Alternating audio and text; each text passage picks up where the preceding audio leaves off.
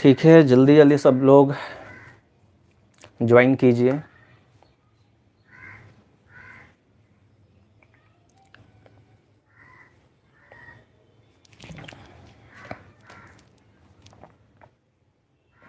Audio और video ठीक है?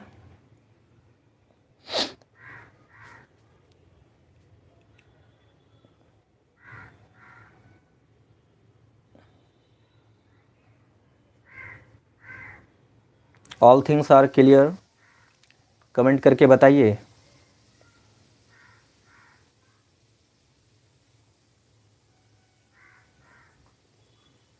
ओके,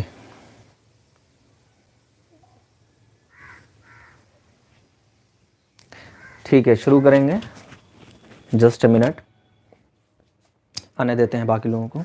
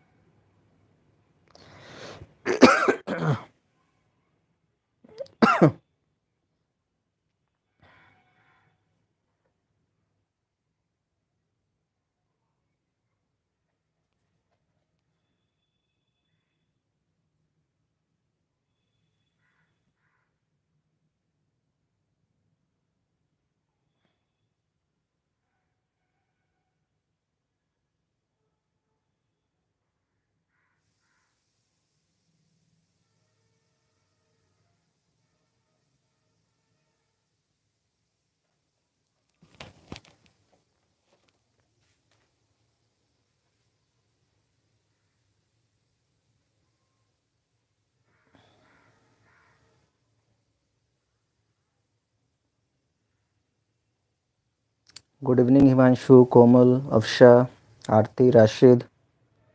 गुड इवनिंग पूजा कुमारी। चलिए क्लास शुरू करते हैं।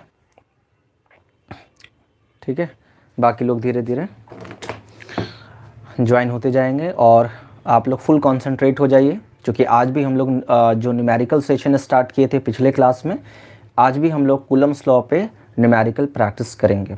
जितने तरह का भी बेसिक क्वेश्चन हो सकता है वो सारा हम लोग यहाँ पर क्वेश्चन करने वाले हैं। सो लास्ट टाइम का जो क्वेश्चंस है उसको हम लोग फर्दर आगे बढ़ाते हैं। देखिए, क्वेश्चन लिखना है आज का। when the distance between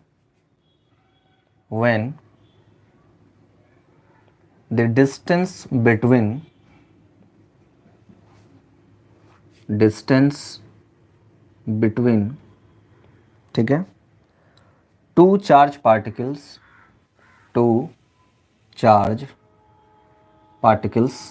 सब लोग ट्राई करेंगे।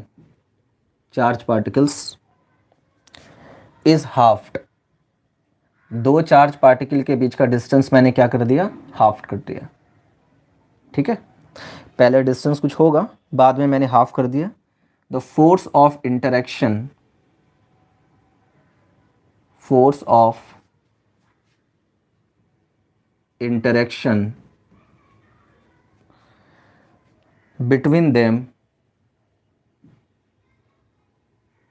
between them becomes, ये क्वेश्चन बहुत लोगों का ओरली बन जाएगा, पेन चलाने की ज़रूरत नहीं है, बट जिनको ज़रूरत लगे कैलकुलेट कर सकते हैं।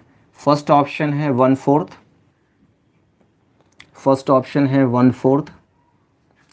Second option 1/2, third option double, fourth option 4 times. उम्मीद करते हैं कि आंसर आप लोगों का आ चुका होगा। चलिए जवाब दीजिए। इस बार हमने दो चार्ज के बीच का डिस्टेंस हाफ कर दिया है। हाँ, बहुत अच्छी बात है वैभव। चार्ज के बीच का सिर्फ डिस्टेंस चेंज हुआ है, चार्ज में कोई भी बदलाव नहीं आया है, चार्ज चेंज नहीं हुआ है। तो आप सोचिए कि पहले चार्ज के बीच का डिस्टेंस कुछ होगा, मान लेते हैं ये चार्ज Q1, ये चार्ज Q2, इसके बीच का डिस्टेंस पहले R होगा। बाद में हमने क्या कर दिया, बाद में इसके बीच का डिस्टेंस हाफ कर दिया है। चार्ज वही है, चार्ज में कोई चेंजेस नहीं हुआ है, चार्ज अभी भी r/2 है। तो अब आपसे कह रहा है कि फोर्स क्या होगा, और सारे लोगों का आंसर आ चुका है, बहुत अच्छी बात है। तो यहाँ का फोर्स अगर हम F कहते हैं तो F बराबर क्या लिखेंगे, K Q1 Q2 upon r²। अच्छा ऐसे देखो, जनरली फोर्स का फॉर्मूला क्या होता है, फोर्स का फॉर्मूला होता है F बराबर K Q1 Q2 by r²। F is equal to K Q1 Q2 upon r²। यहाँ पे सिर्फ क्या चेंज हो रहा है, r चेंज हो रहा है, ना तो K चेंज हो रहा है, ना तो Q1 चेंज हो रहा है, ना तो Q2 चेंज हो रहा है। तो फोर्स और r में कैसा रिलेशन बना, force inversely proportional to r²। इसको हम कैसे लिख सकते हैं, इन बातों को हम ऐसे लिख सकते हैं। एक और बात, अगर डिस्टेंस घट रहा है तो फोर्स बढ़ेगा, डिस्टेंस अगर डिक्रीज हो रहा है तो फोर्स इंक्रीज होगा। तो डिक्रीज वाला ऑप्शन तो पहले खत्म हो जाएगा, 1/4 भी नहीं होगा, 1/2 भी नहीं होगा, क्योंकि आर कम हो रहा है और आर के कम होने से डिस्टेंस, आर के कम होने से फोर्स इंक्रीज होगा। अब इन बातों को हम कैसे लिखें, तो force inversely proportional to r², तो इसको हम ऐसे लिखेंगे F1 अपॉन F2 या F2 अपॉन F1। F1 हो गया पहले वाला फोर्स, F2 हो गया बाद का फोर्स, इन्वर्सली है तो F1 नीचे होगा तो R1 ऊपर, F2 ऊपर है तो R2 नीचे, इसका होल स्क्वायर। पहले डिस्टेंस अगर R था तो बाद में हो गया R/2, इसका होल स्क्वायर। ये बाद वाला फोर्स, ये पहले वाला फोर्स, ठीक है। तो यहाँ से R से R कट जाएगा, 2 ऊपर जाएगा तो बनेगा 4, तो F2 आ रहा है 4F1, यानी कि फोर्स 4 टाइम्स इंक्रीज हो गया। ऑप्शन नंबर डी यानी कि दिल्ली, ठीक है। सारे लोगों से ऐसे बन ही गया था, और कैसे सॉल्व करना है, इस तरीके से सॉल्व करना है। नेक्स्ट क्वेश्चन पे आते हैं, अगले क्वेश्चन पे आते हैं। नेक्स्ट क्वेश्चन लिखिए, there are two charges, there are two charges, there are two charges +1 microcoulomb and +5 microcoulomb. The ratio of force, the ratio of force, force का रेशियो बताना है, ऑन देम विल बी, दोनों पे जो force लग रहा है उन दोनों फोर्स का रेशियो बताइए क्या होगा। एकदम बच्चे वाला क्वेश्चन, ठीक है। हम सारा क्वेश्चन कराना चाहते हैं ताकि आप लोगों का कोई बेसिक क्वेश्चन भी ना छूट जाए। 10⁻43, second question 1:1, third option 10, fourth option 10⁻⁻43। एक charge, option number B, very good. एक चार्ज 1 माइक्रोकूलम है और दूसरा चार्ज 5 माइक्रोकूलम है। 1 माइक्रोकूलम 5 माइक्रोकूलम, इसके बीच का सेपरेशन मान लेते हैं r है। 1 माइक्रोकूलम वाली चार्ज 5 माइक्रोकूलम वाली चार्ज पर मान लो आप फोर्स लग गया F1, और 5 माइक्रोकूलम वाली चार्ज 1 माइक्रोकूलम वाली पर फोर्स लगाई F2। इस पर फोर्स लग रहा है F1, इस पर फोर्स लग रहा है F2।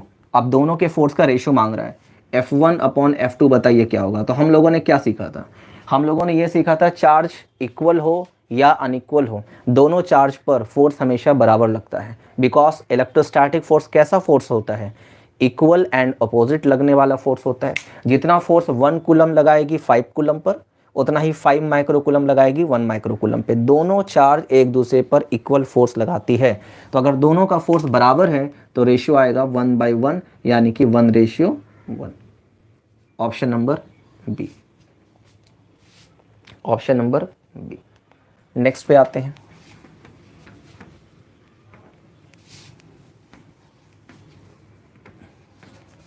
Next question, the minimum possible force, minimum possible force between two charge, between, ये अच्छा क्वेश्चन है, between two charge particles between two charge particles placed at 1 metre apart। यानी कि आपके पास दो चार्ज पार्टिकल हैं और दोनों चार्ज पार्टिकल को मैंने 1 मीटर के डिस्टेंस पर रखा है, तो उनके बीच में लगने वाला मिनिमम फोर्स बताइए। कम से कम जो फोर्स लगेगा मिनिमम भी होना चाहिए और पॉसिबल भी फोर्स होना चाहिए। ऐसा नहीं कि आप ऐसा फोर्स कैलकुलेट करो जो पॉसिबल ही नहीं है। फोर्स दो चार्ज के बीच में लगने वाला फोर्स मिनिमम भी होना चाहिए और पॉसिबल भी होना चाहिए। और चार्ज को मैंने कितने सेपरेशन पे रखा है? 1 मीटर के सेपरेशन पे रखा है। तो बताइए उन दोनों चार्ज के बीच में मिनिमम फोर्स क्या होगा? उन दोनों चार्ज के बीच में मिनिमम फोर्स क्या होगा? इसमें ऑप्शन नहीं दे रहे हैं। यानी कि एक बात तो क्लियर है कि दोनों चार्ज के बीच का सेपरेशन कितना है, ये तो आपको दिया हुआ है। मान लेते हैं एक चार्ज Q1 है, एक चार्ज Q2 है और इसके बीच का जो सेपरेशन है वो 1 मीटर है। अब इन दोनों चार्ज के बीच में जो फोर्स लग रहा है, इस पर लग रहा है F और इस वाले चार्ज पर भी F लग रहा है। ये फोर्स हम चाहते हैं कि मिनिमम हो, कम से कम फोर्स हो। तो अब ये बताओ, आपके मन में एक सवाल उठेगा कि सर फोर्स निकालने के लिए फोर्स का जब आप फॉर्मूला लिखेंगे तो फोर्स के फॉर्मूले में आपको किन किन चीज़ों की ज़रूरत पड़ेगी? K की ज़रूरत पड़ेगी, K Q1 Q2 upon R square. अब इसमें K की वैल्यू तो सबको पता है, 9 इंटू 10⁻⁹। R आपको दिया हुआ है 1 मीटर। फंसोगे कहाँ? Q1 और Q2 में। अब यहाँ पे स्टूडेंट को ये लगेगा कि सर ना तो Q1 वाला चार्ज दिया है और ना ही Q2 वाला चार्ज दिया है। जब चार्ज की वैल्यू ही नहीं पता है तो हम फोर्स कैसे कैलकुलेट करेंगे? तो यहाँ पे यही क्वेश्चंस का खासियत है कि बिना चार्ज दिए आपसे फोर्स पूछ रहा है। ठीक है, अक्ल लगाइए। और फोर्स कैसा होना चाहिए? Minimum possible force. क्या करें, क्या करें? अब इसमें देखिए, करने का एक ही तरीका है। अब ध्यान से सोचिए, तो उसमें K की वैल्यू आप चेंज नहीं कर सकते हैं। R की वैल्यू आपको गिवन है 1 metre. R is the separation between Q1 and Q2। तो ये 1 मीटर हो गया, ये 1 मीटर हो गया। यानी K और R की वैल्यू फिक्स्ड है। Q1 और Q2 की वैल्यू नहीं दिया हुआ है। यानी अब मुझे Q1 और Q2 के बारे में ही सोचना पड़ेगा। सोच के देखो, आपसे फोर्स किस तरीके का मांगा है? फोर्स मांगा है मिनिमम। सोचिए, फोर्स मिनिमम तभी होगा जब Q1 भी मिनिमम हो और Q2 भी मिनिमम हो। क्योंकि चार्ज जितना कम होगा, ऑब्वियस बात है फोर्स उतना कम होगा, क्योंकि force directly proportional to Q1 and Q2। अब Q1 एंड Q2 जितना मिनिमम, फोर्स उतना ही मिनिमम। जो आप R को नहीं बदल सकते हैं, R गिवन है। K नहीं बदल सकते हैं, K कांस्टेंट है। सो आपके हाथ में क्या है? आपके हाथ में सिर्फ Q1 और Q2 है। तो Q1 Q2 जितना मिनिमम लोगे, उसी के करस्पॉन्डिंग फोर्स भी मिनिमम आएगा। अब सबके दिमाग में यहाँ पे आ रहा है कि सर Q1 और Q2 को क्या लें? जीरो ले लें? अरे जीरो नहीं, पॉसिबल भी होना चाहिए। देखो, मिनिमम चार्ज अगर आपको याद होगा तो आपको मैंने कई बार बताया है कि minimum possible charge is the electronic charge. यानी कि अभी तक सबसे छोटा पॉसिबल चार्ज कौन है? Electronic charge. और इलेक्ट्रॉनिक चार्ज की वैल्यू 1.6 इंटू 10⁻⁻19 कूलम होती है। यानी अगर हम Q1 को भी इतना ही ले लें और Q2 को भी अगर हम इतना ले लें तो दोनों चार्ज मिनिमम भी है, पॉसिबल भी है। तो अगर हम ये दोनों चार्ज लेंगे तो फोर्स क्या मिलेगा? मिनिमम फोर्स मिलेगा। यहाँ पे की पॉइंट यही है कि आपको मिनिमम चार्ज का आइडिया है या नहीं है। इस क्वेश्चन को कराने का खास मकसद यही है कि आपको हम ये बताना चाह रहे हैं कि कभी भी अगर मिनिमम चार्ज का जरूरत पड़े तो आप क्या लीजिएगा? Electronic charge. क्या लीजिएगा? Electronic charge. This is electronic charge. चलिए अब इसको सॉल्व करके देखते हैं कितना आ रहा है इलेक्ट्रॉनिक चार्ज। जब आप इसको सॉल्व करेंगे, वैल्यूज पुट कीजिएगा अगर आप इसमें, तो F बराबर 9 इंटू 10⁻⁹। Q1 Q2 दोनों सेम है तो 1.6 इंटू 10⁻⁻19 का होल स्क्वायर। डिस्टेंस कितना दिया है? 1 मीटर, इसका होल स्क्वायर। अब कैलकुलेशन थोड़ा आप लोग सपोर्ट करो। यहाँ पे कितना हो जाएगा? 2.56 आएगा क्या? इंटू -38 है ना। अब आप इसको सॉल्व कीजिए, कितना आ रहा है, सॉल्व कीजिए कितना आ रहा है 2.3 इंटू 10⁻⁻26 नहीं, 2.3 into 10⁻⁻28, 2.3 into 10⁻⁻28 Newton is the correct answer. This is the minimum possible force. अगर आप दो चार्ज को, चार्ज कितना होना चाहिए, इतना इलेक्ट्रॉन के चार्ज के बराबर, अगर आप उसको 1 मीटर के सेपरेशन पे रखेंगे तो उसके बीच में लगने वाला मिनिमम फोर्स इतना ही होगा। अब इस क्वेश्चन को कितने तरीके से पूछा जा सकता है, आप ये बताइए कि आपने चार्ज कितना लिया। तो आप कहेंगे सर हमने जो यहाँ चार्ज लिया है इलेक्ट्रॉन के चार्ज के बराबर लिया है। किसके चार्ज के बराबर लिया है, इलेक्ट्रॉन के चार्ज के बराबर लिया है। तो अब इस क्वेश्चन को हम ऐसे भी पूछ सकते थे, अगर हम दो इलेक्ट्रॉन को 1 मीटर के सेपरेशन पे रख दें, दो इलेक्ट्रॉन को 1 मीटर के सेपरेशन पे रख दें तो कितना फोर्स लगेगा। तो आप कहेंगे कि सर सेपरेशन 1 मीटर आप दे रहे हैं और दो इलेक्ट्रॉन की बात हो रही है तो इलेक्ट्रॉन का चार्ज इतना ही होगा। तो अगर हम चार्ज और सेपरेशन दोनों इतना ही लेंगे तो फोर्स इतना लगेगा। सो अगर दो इलेक्ट्रॉन को 1 मीटर के सेपरेशन पर रख दें तो इतना फोर्स लगेगा। फिर अगर हम इस क्वेश्चन को चेंज करें और कहेंगे कि दो प्रोटॉन को 1 मीटर के सेपरेशन पर अगर हम रखें तो फोर्स कितना लगेगा। दो प्रोटॉन को भी अगर आप 1 मीटर के सेपरेशन पर रखेंगे तो ही इतना फोर्स लगेगा।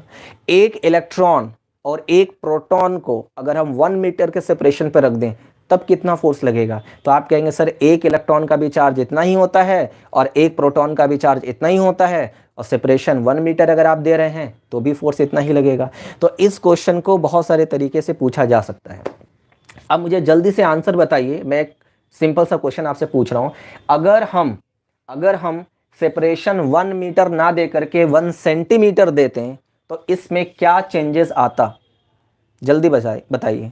अगर हम सेपरेशन 1 मीटर दिया था ना, अभी दो चार्ज के बीच का डिस्टेंस 1 मीटर दिया था, अगर हम 1 सेंटीमीटर देते हैं तो बताइए क्या आता आंसर, क्या चेंज होता है। ये पावर और -30 हो जाता, 32 हो जाता, या और -16 हो जाता, या 24 होता। Good, very good. यहां पर पावर और कम हो जाता, क्योंकि अगर ये सेंटीमीटर में दिया रहता तो इसको मीटर में बदलने के लिए 10⁻⁻4 आ जाता। मीटर में बदलने के लिए क्या आता, 10⁻⁻4। -4 जब ऊपर जाता तो बन जाता +4, और +4 जब इसमें आप करोगे तो -24 आएगा। कितना आएगा, -24। सेंटीमीटर अगर ये रहता तो मीटर में बदलते, 1 सेंटीमीटर 10⁻⁻2 मीटर, 1 सेंटीमीटर का स्क्वायर 10⁻⁻4 मीटर का स्क्वायर। चूंकि यहाँ डिस्टेंस का स्क्वायर लेते हैं तो यहाँ पे कितना आ जाता, 10⁻⁻4 ऊपर जाता, 10⁻+4 बनता, तो यहाँ +4 कर लेते हैं तो -24 बच जाता। ठीक है, तो ये ध्यान रखना है इन चीज़ों का भी। नेक्स्ट क्वेश्चन पे चलते हैं। नेक्स्ट क्वेश्चन देखिए,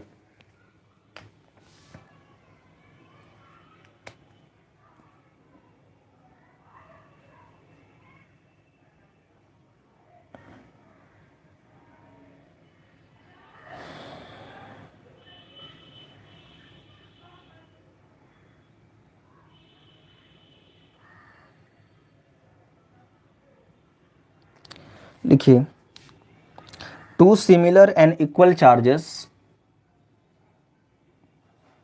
to similar and equal charges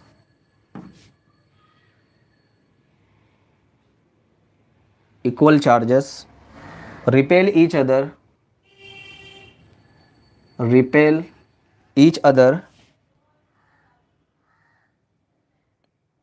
with force of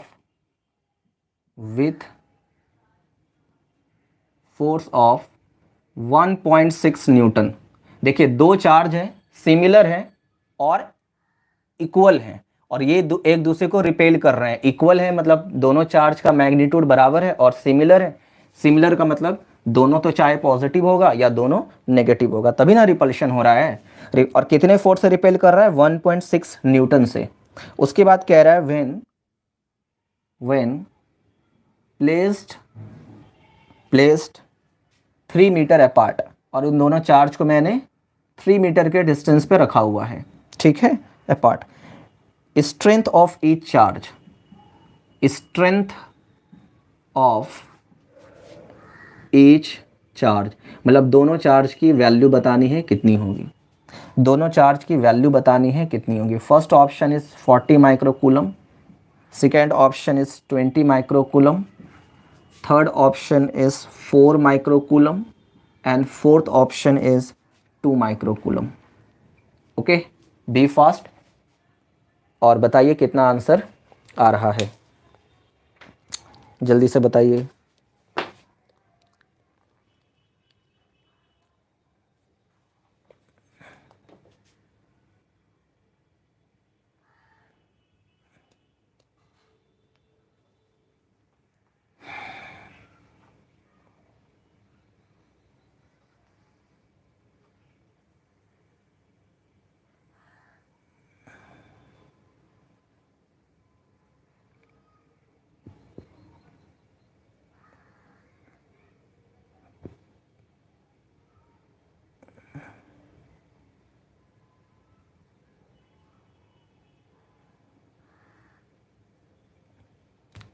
कितना आंसर आया? चलिए, क्या क्या दिया हुआ है, दोनों चार्ज इक्वल हैं, सो एक चार्ज मैंने Q ले लिया, दूसरा चार्ज भी Q लेना पड़ेगा, दोनों के बीच का सेपरेशन 3 मीटर, और इन दोनों के बीच में जो रिपल्शन लग रहा है वो 1.6 न्यूटन लग रहा है। तो फोर्स का फॉर्मूला क्या लिखेंगे हम लोग? फोर्स का फॉर्मूला लिखेंगे F is equal to K Q1 into Q2 upon R square. Value put कीजिए, वैल्यू अगर हम इसमें पुट करें हम लोग, ठीक है, यहाँ सॉल्व करते हैं। फोर्स कितना दे रखा है? 1.6 न्यूटन, के की value 9 into 10⁻9, Q1 Q2 same है तो इसको हम Q स्क्वायर लिख देते हैं, और डिस्टेंस 3 है तो 3 का स्क्वायर लिख देते हैं। 3 का स्क्वायर क्या बन जाएगा? 9, सो 9 से 9 ये वाला कैंसिल होगा, है ना, तो Q स्क्वायर हो जाएगा 1.6 अपॉन 10⁻9, पॉइंट हटाएंगे तो नीचे 10 आ जाएगा, यानी 16 अपॉन 10⁻10, और अगर हम यहाँ से स्क्वायर हटाएंगे तो 16 का रूट आएगा 4 और इसका आएगा 5, है ना, इसका कितना आ जाएगा? 5। इसको ऊपर लिख देते हैं, यहाँ से कट गया।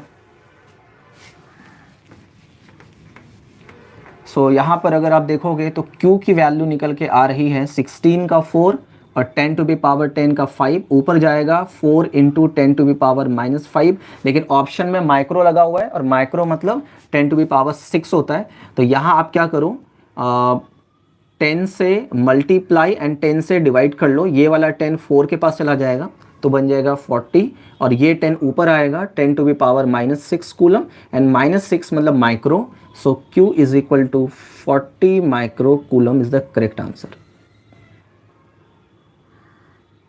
ऑप्शन नंबर ए अहमदाबाद सही है।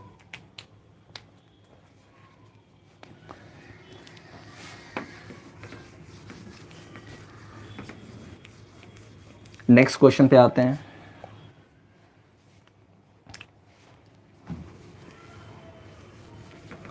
अगला क्वेश्चन देखिए,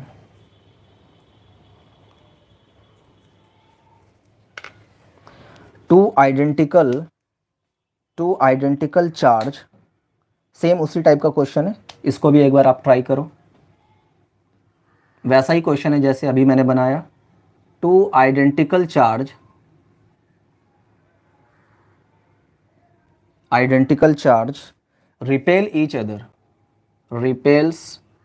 repel each other with a force of 2.5 newton when placed 3 metre apart। Same ditto question है, when placed 3 metre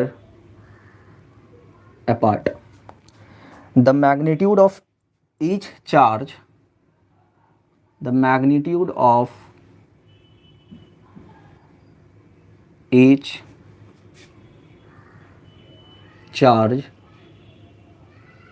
will be, charge का मैग्नीट्यूड क्या होगा, और दोनों चार्ज इक्वल हैं। First option is 40 microcoulomb, second option 5 microcoulomb, third option 50 microcoulomb, fourth option 10 microcoulomb. चलिए इसका answer आप लोग दीजिए। इसका आंसर आप लोग देंगे बी फास्ट।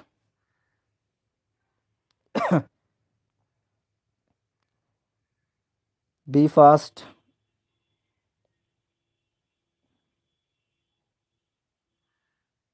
जल्दी। कितना आंसर आएगा इसका? दो चार्ज जो कि दोनों का चार्ज कितना है, इक्वल है। अगर इसका चार्ज Q, इसका भी Q, दो इक्वल चार्जेस हैं, ऑप्शन नंबर सी, गुड। और दोनों के बीच का सेपरेशन कितना दे रखा है, 3 मीटर, और इनके बीच में कितना फोर्स लग रहा है, 2.5 न्यूटन। सी ऑप्शन करेक्ट है। सेम वैसा ही क्वेश्चन है जो अभी मैंने बताया, F is equal to K Q1 Q2 upon R square. Force कितना है, 2.5 न्यूटन, के की वैल्यू 9 इंटू 10⁻⁹। दोनों चार्ज इक्वल हैं तो क्यू का स्क्वायर बन जाएगा। इसको अच्छे से लिखना, क्यू का स्क्वायर अच्छे से लिखेगा, 9 मत समझ लीजिएगा कि ऐसा नहीं कि 9 इंटू 9 का स्क्वायर, और कैलकुलेशन सॉल्व करके बैठ जाइएगा। आर कितना है, 3, 3 का स्क्वायर, 3 का स्क्वायर 9 बनेगा, सो 9 से 9 कैंसिल, तो क्यू का स्क्वायर यहाँ से कितना आ रहा है, 2.5 अपॉन 10⁻⁹।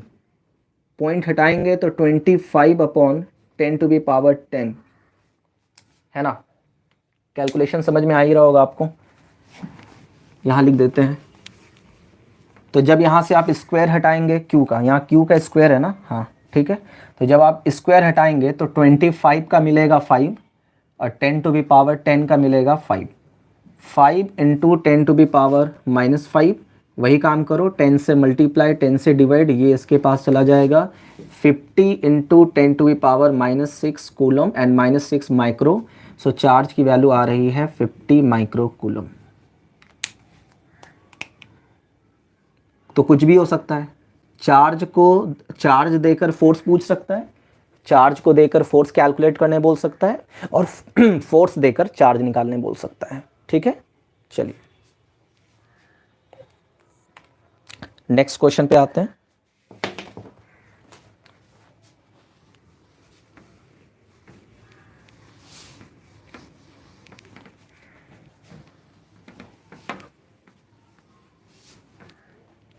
नेक्स्ट क्वेश्चन लिखो।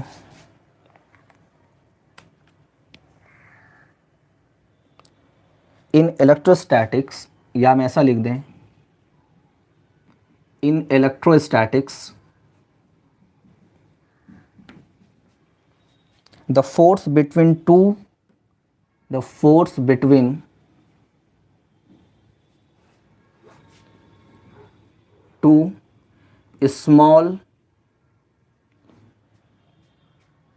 small charge sphere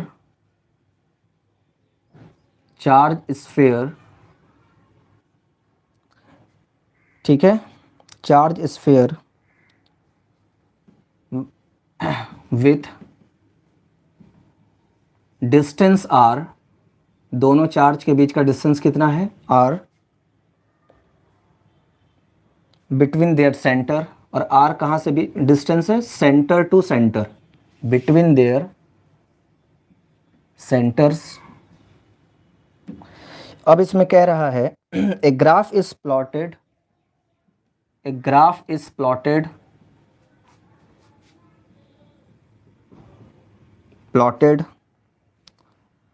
of log f। Graph किसके बीच में प्लॉट कर रहे हैं, log f, और log f को कहाँ रखा मैंने, along y एक्सिस,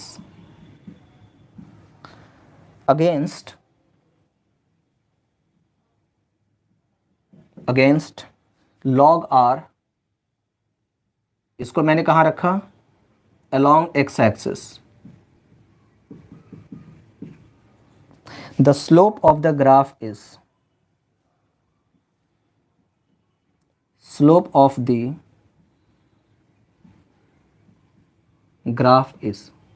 ग्राफ का स्लोप बताइए क्या होगा, फर्स्ट ऑप्शन -2 प्लस 1/2 -1/2 प्लस 2। देखिए यहाँ पर जो दो चार्ज है ना, आपके पास दो चार्ज है और दोनों चार्ज के बीच में डिस्टेंस r दिया हुआ है। तो ऑब्वियस बात है अगर दो चार्ज को आप r डिस्टेंस पे रखेंगे तो दोनों के बीच में इलेक्ट्रोस्टैटिक फोर्स लग जाएगा। कितना लगेगा? F is equal to K Q1 Q2 upon r²। यानी फोर्स किस पे डिपेंड कर रहा है? r पे डिपेंड कर रहा है। तो हमने एक ग्राफ प्लॉट किया, किन के बीच का graph? log F and log R के बीच का ग्राफ।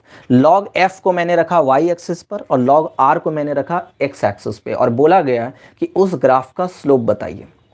देखिए स्लोप निकालने के पहले आपको ये पहले जानना पड़ेगा कि ग्राफ एक्चुअली बना क्या होगा। ग्राफ स्ट्रेट लाइन बना है कि पैराबोला बना है कि सर्कल बना है कि एलिप्स बना है। सबसे पहले आपको ग्राफ का नेचर जानना पड़ेगा कि ग्राफ क्या बना है, और ग्राफ को जानने के लिए सबसे पहले मुझे इक्वेशन लिखनी पड़ेगी। तो हम लोग यहाँ पर फोर्स का इक्वेशन पहले लिखते हैं। दो चार्ज के बीच में लगने वाला जो फोर्स होगा वो होगा F is equal to K into Q1 into Q2 upon r²। Graph किसके बीच में प्लॉट करना है? F और R के बीच में, मतलब F और R नहीं, log F और log R।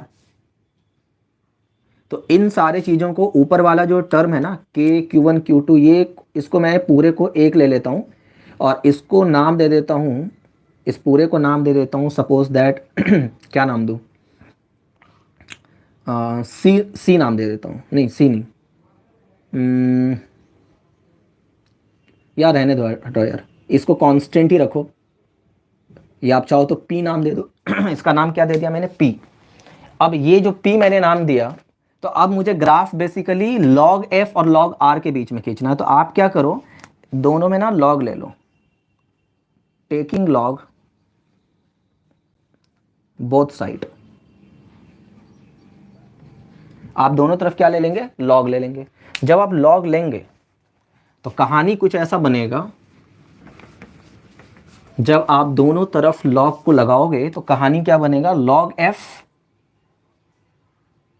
और यहां बन जाएगा log, इस पूरे को मैंने ऊपर वाले को P माना है, P अपॉन r²। ठीक है, P कांस्टेंट है। और आप सबको पता है log A upon B, log A upon B होता है log A minus log B। ऐसा इसको तोड़ के लिख सकते हैं। तो हम इसको लिखेंगे log F is equal to log P minus log r²। फिर ये भी जानते हैं कि log x पे पावर अगर कोई पावर में होता है तो वो बेसिकली log के सामने आ जाता है।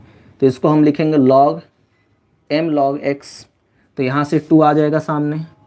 तो log f is equal to log p minus 2 log r। ठीक है, अब समझिएगा बात को। अब क्या करना है मुझे? अब मुझे इस इक्वेशन को थोड़ा ऐसे लिखना है ढंग से, log f minus 2 log r, इसको मैंने पहले लिख दिया और प्लस में लगा दिया log p। अब समझना बात को, ये आ गया आपका रिलेशन, जिसके बीच में ग्राफ प्लॉट करना है वो रिलेशन है। अब आप ये बताइए कि आप ग्राफ किन के बीच में प्लॉट कर रहे हो? आप ग्राफ प्लॉट कर रहे हो log f और log r के बीच में। सो जिनके बीच में ग्राफ प्लॉट किया जाता है, सबसे पहले आप उनके पावर्स को चेक कीजिए। तो log f, इस पूरे log f पर पावर कितना है? 1, और log r पर पावर कितना है? इस पर भी पावर 1 है। अगर दोनों पर पावर 1 1 आ जाए और log f and log r, यानी जिन दोनों के बीच में ग्राफ प्लॉट कर रहे हो, अगर उन दोनों पर पावर 1 1 हो और डायरेक्टली का रिलेशन दिख रहा हो, जैसे log f भी ऊपर है, log r भी ऊपर है, कैसा रिलेशन है? डायरेक्टली का, तब श्योर हो जाना है कि ग्राफ स्ट्रेट लाइन बनेगा। मैंने क्या बोला? स्ट्रेट लाइन बनने का कंडीशन, y पर पावर भी 1 होना चाहिए, x पे पावर भी 1 होना चाहिए, और y और x डायरेक्टली प्रोपोर्शनल होना चाहिए। देखो ये हमारा y एक्सिस है, क्योंकि आपने इसको y पे रखा, और ये है x, इसको आपने x पे रखा, तो इस पूरे पर पावर 1, इस पूरे पर पावर 1, और y log x और log r दोनों डायरेक्टली दिख रहा है। इसका मतलब है कि ग्राफ स्ट्रेट लाइन बनेगा। अब जैसे ही मेरे दिमाग में बात आया कि ग्राफ स्ट्रेट लाइन होगा, तो y बराबर mx प्लस c समझ में आ जाएगा। y बराबर एम एक्स प्लस सी आ जाएगा समझ में।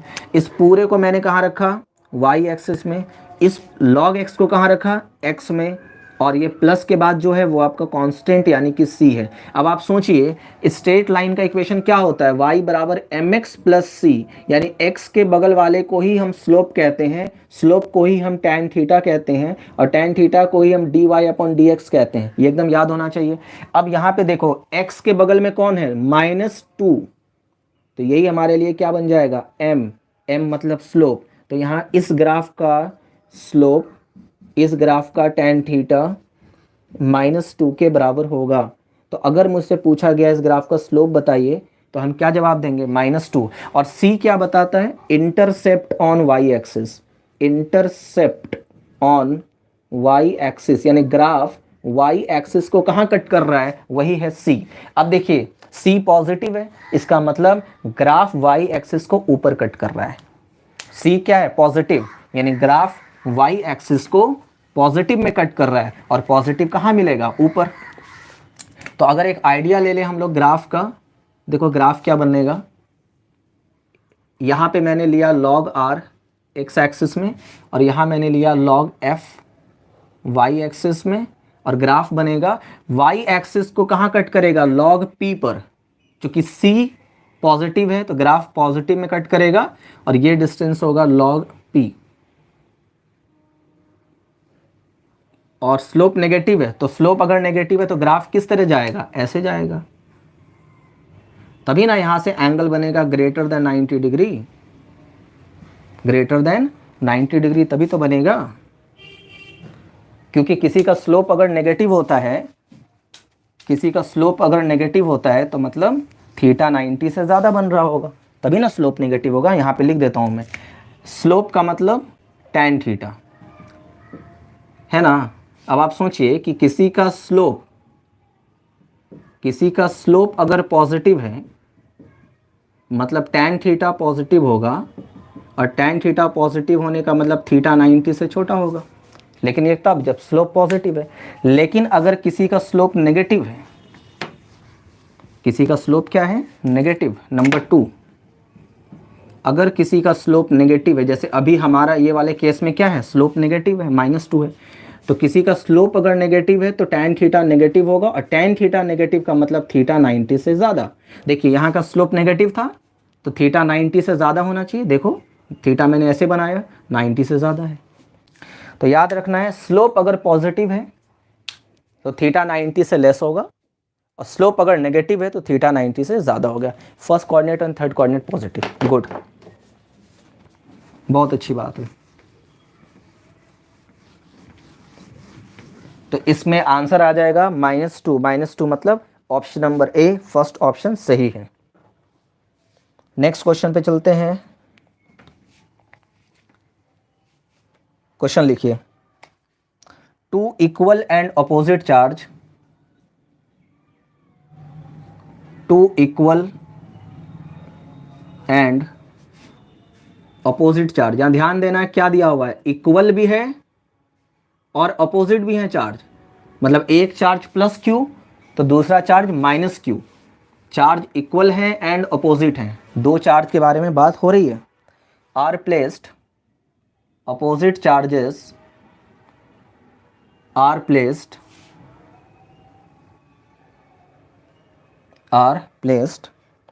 at a certain distance, at a certain distance, कुछ डिस्टेंस पे रखा हुआ है, ठीक है।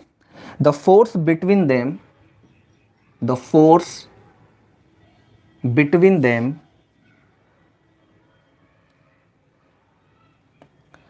इज F, और उन दोनों के बीच में अभी फोर्स कितना लग रहा है, F लग रहा है, good. If 20% of one charge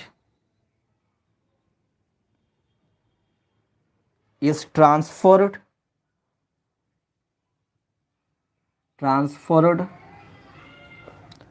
to other, 25 लिखो, 20 नहीं, 25%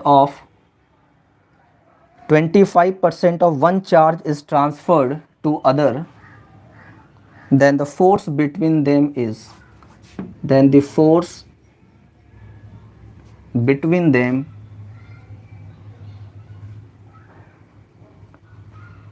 तब उन दोनों के बीच में अब कितना फोर्स लगेगा। पहले कितना लग रहा था F, अभी कितना लग रहा होगा ये बताना है। First option F, second option 9F/16, third option 15F/16, fourth option 4F/5। Okay, try कीजिए, बनाइए, सिंपल क्वेश्चन है, बन जाना चाहिए। दो चार्जेस हैं इक्वल एंड अपोजिट, तो लेट अस सपोज एक चार्ज मैंने ले लिया +Q, दूसरा चार्ज मैंने ले लिया -Q, इनके बीच का सेपरेशन R, और अभी इनके बीच में लगने वाला फोर्स है F। अब 25% इलेक्ट्रॉन इसका उठाकर उसमें दे रहे हैं, एक से निकालकर दूसरे में दे रहे हैं। अच्छा एक बात बताओ, 25% कितना होगा। जैसे अगर चार्ज मैंने लिया Q, तो इसका 25% कितना होगा। Q का 25%, 25/100 यानी Q/4, 25% का मतलब 1/4। अब 1/4 चार्ज मैंने इसको दे दिया। अब लॉजिक से बताइए मुझे, जब मान लेते हैं कि इसका चार्ज उठाकर मैंने इसको दे दिया 1/4, 25% चार्ज मैंने उसको दे दिया, कितना बचा इसके पास, यानी 25 का मतलब Q/4 चार्ज, 25 का मतलब Q/4 चार्ज मैंने यहां से निकाल के इसको दे दिया। तो अब इसके पास कितना बचा होगा, Q में Q/4 चला गया, तो अब इसके पास बचा होगा 3Q/4। इसके पास कितना था -Q, मिला कितना Q/4, -Q + Q/4 कितना आया -4Q, तो -3Q/4 इतना आया। अब इसके बीच में मान लेते हैं फोर्स कितना लग रहा है F', यही F' मुझे कैलकुलेट करनी है, यही F' मुझे कैलकुलेट करनी है। एक सेकेंड,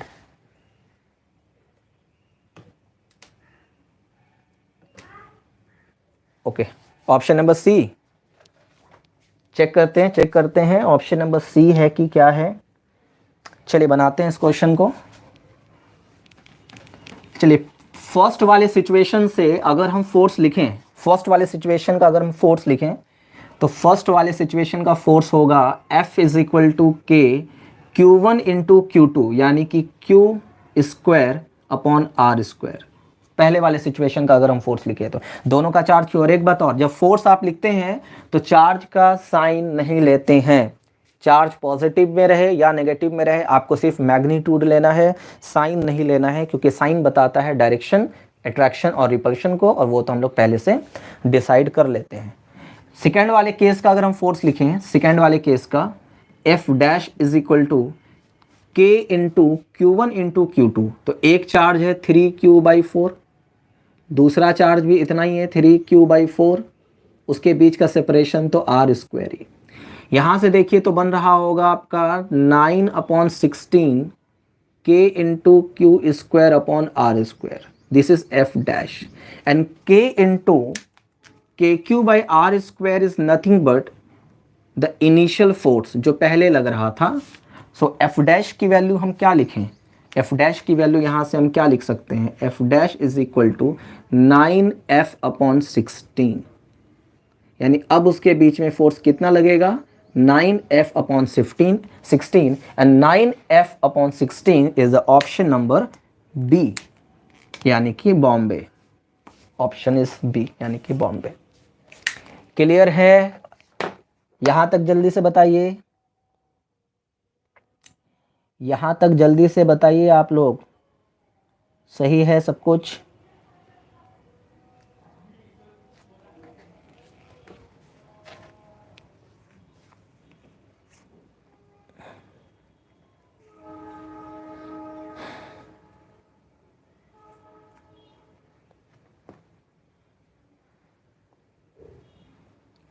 बहुत अच्छा, बहुत अच्छी बात है।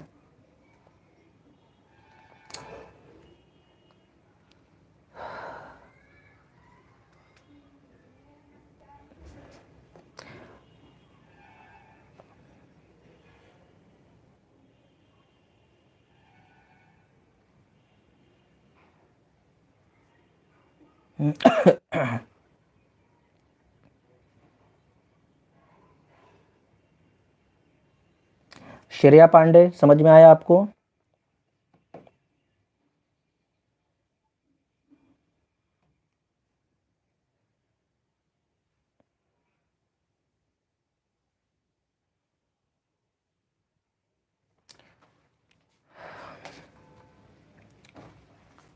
गुड, बहुत अच्छी बात है। नेक्स्ट देखिए, अभी जितना क्वेश्चन मैं करा रहा हूं सब फॉर्मूला पुटिंग और बेसिक क्वेश्चन करा रहे हैं, ठीक है, ताकि जब मैं आगे क्वेश्चंस के डेप्थ में जाऊं, है ना, जब मैं रियल क्वेश्चन शुरू करूं इलेक्ट्रोस्टैट का 1-2 क्लास में, तो वहां पर आपको ये ना लगे कि हाँ मुझे मेरा फंडामेंटल वीक है, ठीक है। तो पहला मकसद हमारा है कि आपका बेसिक और फंडामेंटल एकदम क्लियर होना चाहिए। अगर आपसे क्वेश्चन बन रहा है तो बहुत अच्छी बात है, लेकिन ये नहीं सोचना है अरे ये क्वेश्चन तो हमसे बन जा रहा है। कॉन्फिडेंस होना बहुत अच्छी बात है, ओवर कॉन्फिडेंस पे नहीं जाना है, क्योंकि स्टार्टिंग में सबको ऐसा ही लगता है, बट एट द एंड होते होते काफ़ी ज़्यादा आपको लगने लगेगा कि नहीं हमारा बेस भी उतना अच्छा नहीं आ रहा है और फिर क्वेश्चंस नहीं बन रहा है। तो इन चीज़ों को शुरू से डोमिनेंट होने मत दीजिए, ठीक है। ओके, नेक्स्ट क्वेश्चन पे चलते हैं, अगले क्वेश्चंस पे चलते हैं। देखिए, एक और क्वेश्चन पूछते हैं आपसे, जवाब दीजिए। 2 point charge,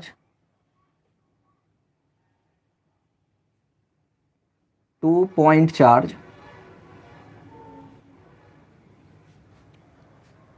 repel each other, 2 point charge हैं, एक दूसरे को रिपेल कर रहा है, repel each other with a force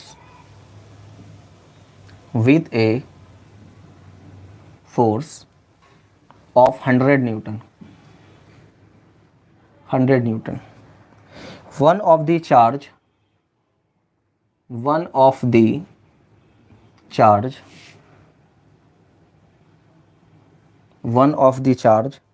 is increased by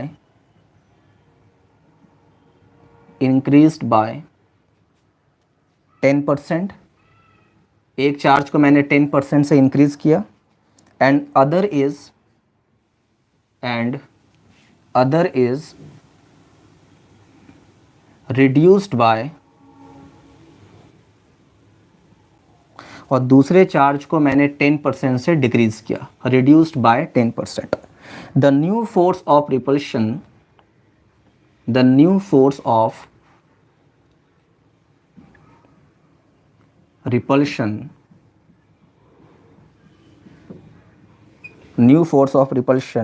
at the same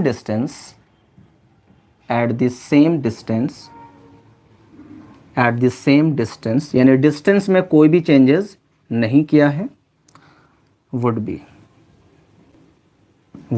be first option 100 newton, second option 121 newton, third option 99 newton, fourth option none of this. चलिए try कीजिए, answer दीजिए, एकदम स्पीड में answer दीजिए।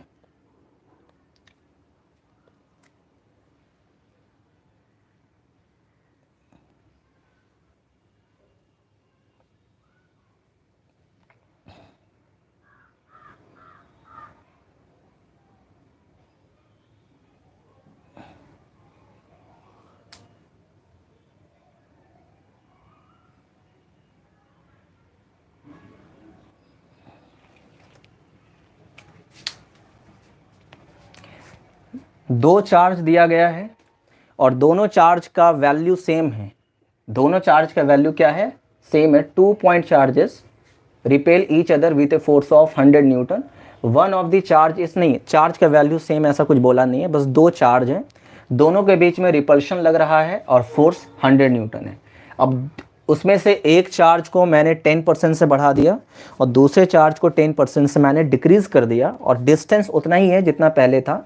तो अब बताना है फोर्स कितना लग रहा होगा। सब लोगों का ऑप्शन आ रहा है सी। बहुत अच्छा, बहुत अच्छी बात है। 99 Newton is the correct answer. 99 Newton is the correct answer, very good. Option ये है, सही आंसर है 99 न्यूटन। उम्मीद करते हैं कि बन गया होगा सारे लोगों से। बाकी जिनसे नहीं बना है एक बार जल्दी से इसको सॉल्व कर लेते हैं।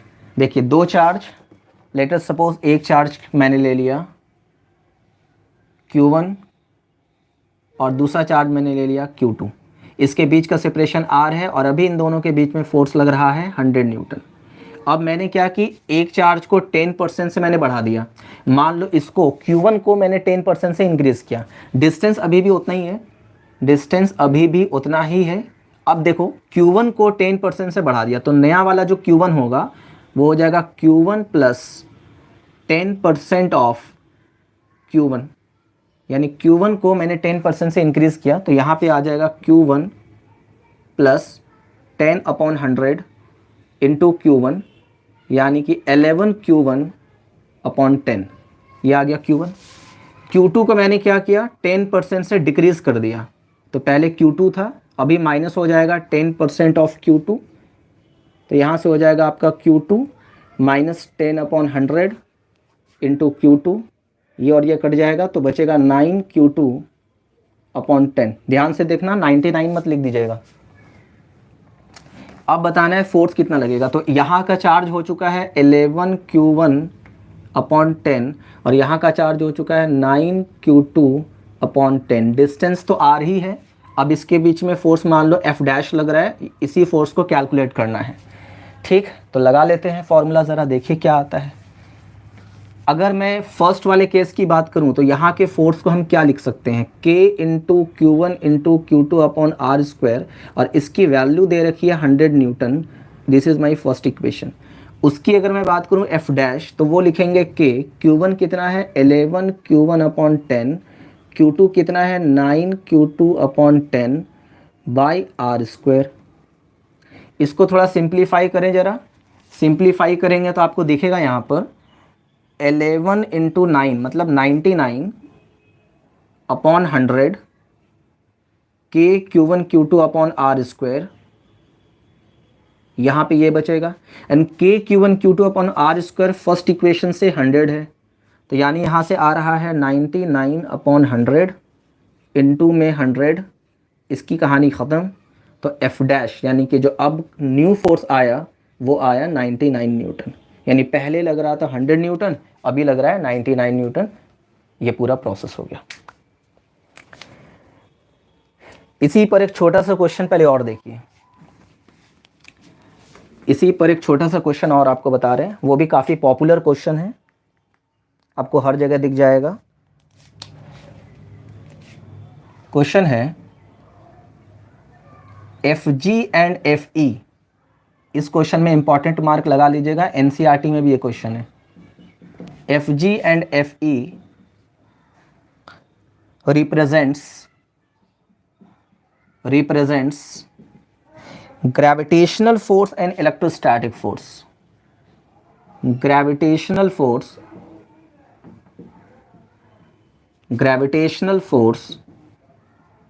and electrostatic force।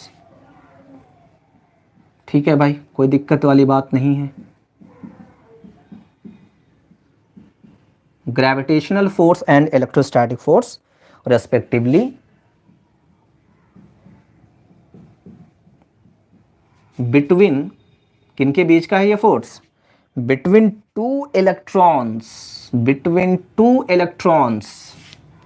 ओके, दो इलेक्ट्रॉन के बीच की कहानी हो रही है। situated at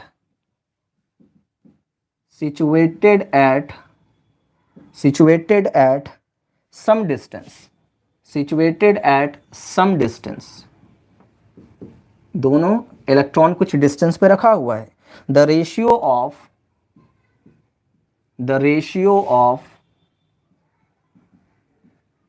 FG and FE, यानी ग्रेविटेशनल फोर्स और इलेक्ट्रोस्टैटिक फोर्स का रेशियो बताना है।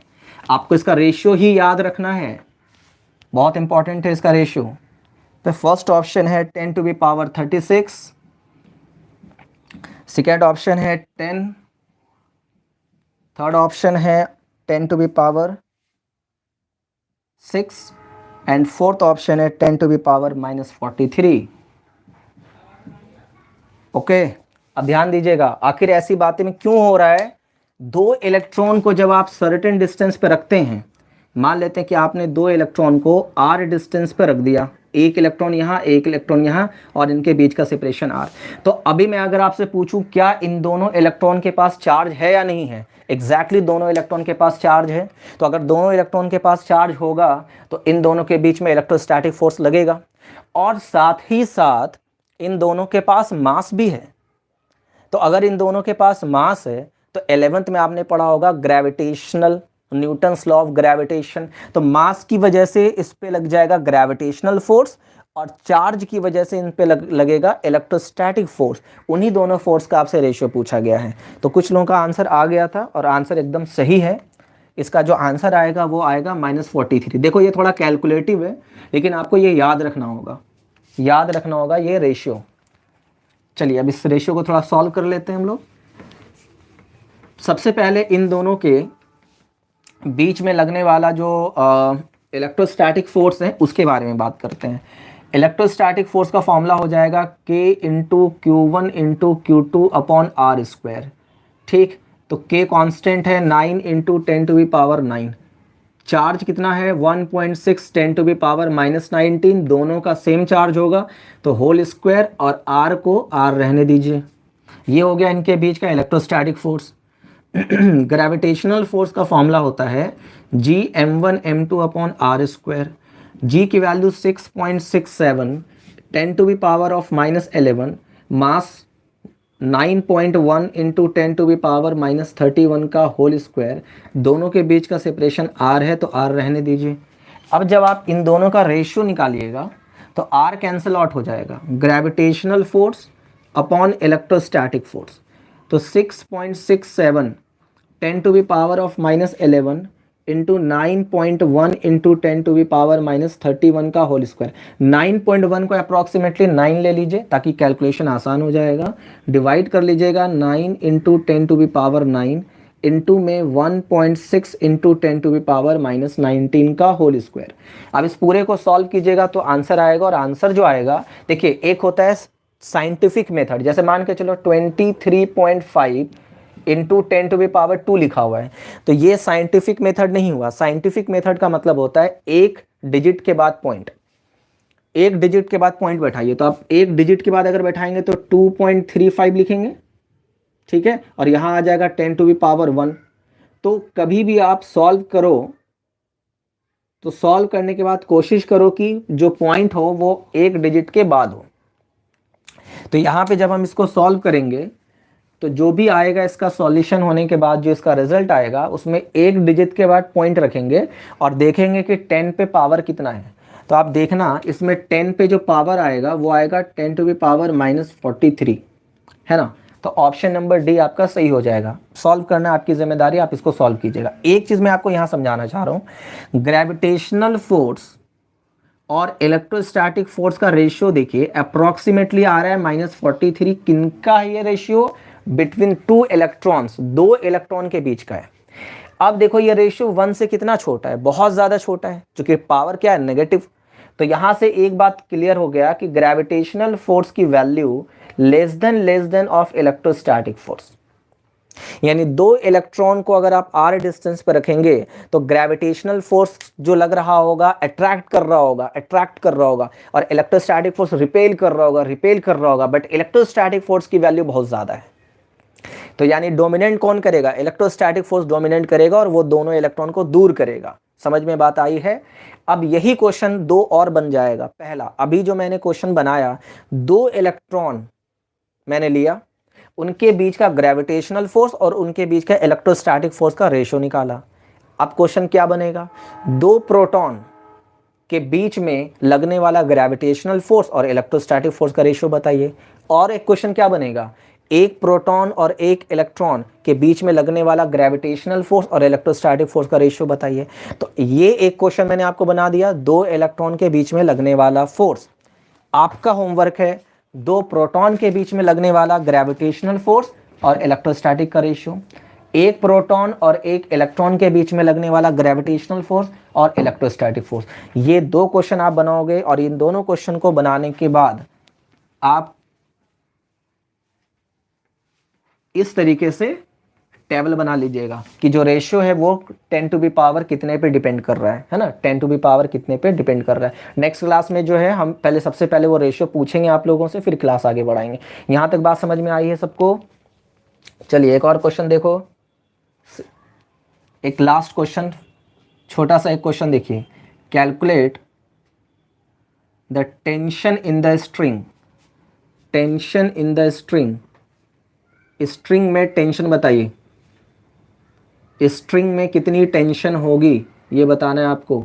देखिए it is a horizontal surface जो कि frictionless, it is a frictionless surface, friction नहीं है, फ्रिक्शनलेस सरफेस, और यहाँ पर ब्लॉक रखा हुआ है, एक ब्लॉक और यहाँ पर दूसरा ब्लॉक, ठीक है। इस ब्लॉक पे चार्ज है 10 कूलम, इस वाले ब्लॉक पे भी चार्ज है 10 कूलम, इसके बीच का डिस्टेंस है 3 मीटर, मतलब कि जो स्ट्रिंग है उसकी लेंथ है 3 मीटर। अब बताइए कि स्ट्रिंग में टेंशन कितना डेवलप होगा। अब इस स्ट्रिंग में टेंशन कितनी क्यों डेवलप होगा पहले सोचो। इन दोनों पे कौन सा चार्ज है, पॉजिटिव पॉजिटिव, तो ये दोनों चार्ज एक दूसरे को रिपेल करेगी, यानी ये वाली जो चार्ज है, ये वाली जो चार्ज है इस वाले चार्ज को रिपेल करेगी, रिपल्शन इलेक्ट्रोस्टैटिक फोर्स इधर लगेगा, और ये वाली चार्ज इसको रिपेल करेगी तो इस पर इलेक्ट्रोस्टैटिक्स इधर लगेगा। अब ये दोनों इलेक्ट्रोस्टैटिक फोर्स क्या कर रहा है, बॉडी को दूर ले जाना चाह रहा है। तो जब ये दोनों फोर्स बॉडी को दूर ले जाने का कोशिश करेगा तो ये जो रस्सी है ये टाइट हो जाएगी, और जैसे ही ये टाइट होगी इसमें टेंशन डेवलप हो जाएगा। और अगर आपको याद होगा तो टेंशन का डायरेक्शन किधर होता है, away from the body, body से दूर जाता हुआ। तो यहाँ पे टेंशन अगर मैं पूछूंगा तो किधर होगा, अवे फ्रॉम दी बॉडी, दूर जाता हुआ, इस तरफ होगा टेंशन टी। यहाँ पे अगर मैं टेंशन पूछूंगा किधर होगा, अवे फ्रॉम दी बॉडी, ऐसा बनेगा। अब अगर रस्सी नहीं टूट रही है, देखिए एक बात तो आप जानते हैं ये स्प्रिंग नहीं है जो कि बढ़ जाएगी, it is a string, it is a string, रस्सी है ये, ना तो इसका लेंथ बढ़ सकता है और ना ही अभी ये रस्सी का लेंथ कम हो सकता है। तो अगर रस्सी का लेंथ फिक्स्ड है तो जितना फोर्स राइट डायरेक्शन पे लग रहा होगा उतना ही फोर्स लेफ्ट डायरेक्शन पे लग रहा होगा, यानी tension is equal to electrostatic force. और इलेक्ट्रोस्टैटिक फोर्स कितना होगा, के Q1 Q2 by are square, के Q1 Q2 upon R square. तो यही टेंशन आ जाएगा। तो के कितना है, के की वैल्यू है 9 into 10 to be power 9, Q1 है 10, Q2 भी है 10, डिवाइडेड बाई R3 का होल स्क्वायर, ये और ये कट जाएगा तो यहाँ पे टेंशन आ जाएगा 10 to be power 11 newton. Tension in the string कितनी आ गया, 10 टू बी पावर 11 न्यूटन। ठीक है, तो आज के क्लास यहीं तक रखते हैं, नेक्स्ट क्लास में मिलते हैं प्रॉब्लम के साथ और नए तरीके का कंसेप्ट हम लोग सीखेंगे। Thank you.